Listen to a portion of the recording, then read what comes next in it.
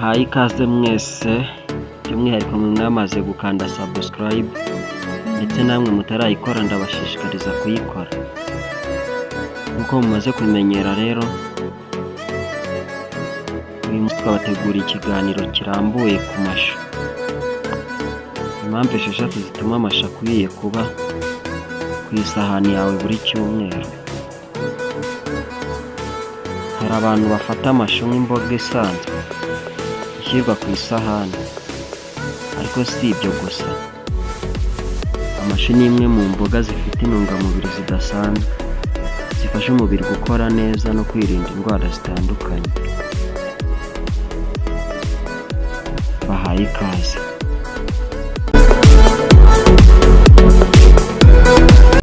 Dore impamvu 6 zituma amashu akwiriye kuba ku isahani yawe buri cyumweru.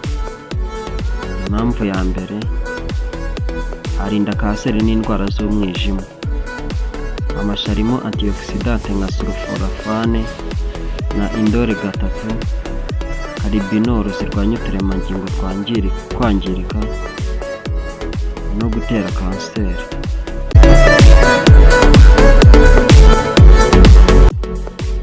Impamvu ya kabiri, amashu afasha mu igogora no gusukura amara.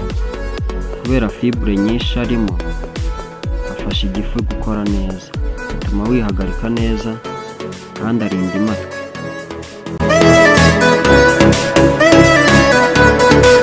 Impamvu ya gatatu, agabanya cholesterol mbi. Kurya amashu kenshi bifasha umubiri gusohora cholesterol mbi, bikarinda indwara z'umutima. Ndabibutsa gukanda subscribe abatarayikora, ndetse iyi video niba uyikunze kanda like, kandi muri comment umbwire icyo wifuza ko twazaganiraho muri video zacu zikurikira. Impamvu ya kane, amashu afasha mu kugabanya ibiro. Amashu arimo karori nkeya ariko yuzuyemo fibre, bigatuma wumva uhaza igihe kirekire utarenze ku bipimo.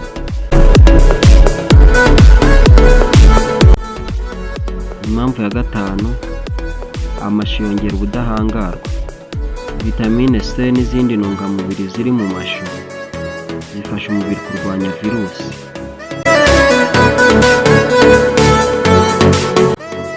Impamvu ya gatandatu ari nayo ya nyuma, afasha gusukura umwijima n'amaraso.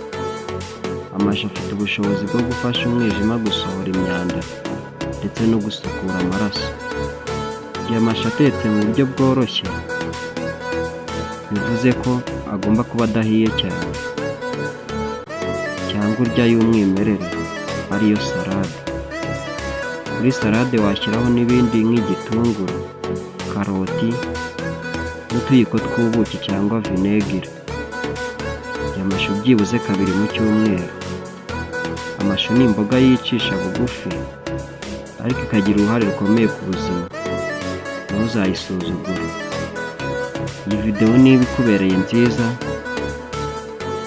kandi ikabigufashije yafasha n'abandi, yisharinge kugira ngo n'abandi bamenye ko ubuzima bwiza butangirira ku mboga zisanzwe mu isoko ariko zifite ubukire bwihishe. Ndetse wifuza kuba uwa mbere buri uko dukoze video, kanda subscribe, ukande like, share ndetse na comment. Ndi Emmanuel Wihanganye, iyi ni Emmy Media TV. Tukaba tubagezaho ibiganiro bitandukanye kandi bigezweho kuri politike, ubuzima, udushya, ibitekerezo byagufasha mbere y'abandi, urukundo ndetse n'ibindi. Ntimucikwe. Tubibutsa ko mwadukurikirana ku mbuga zacu zose.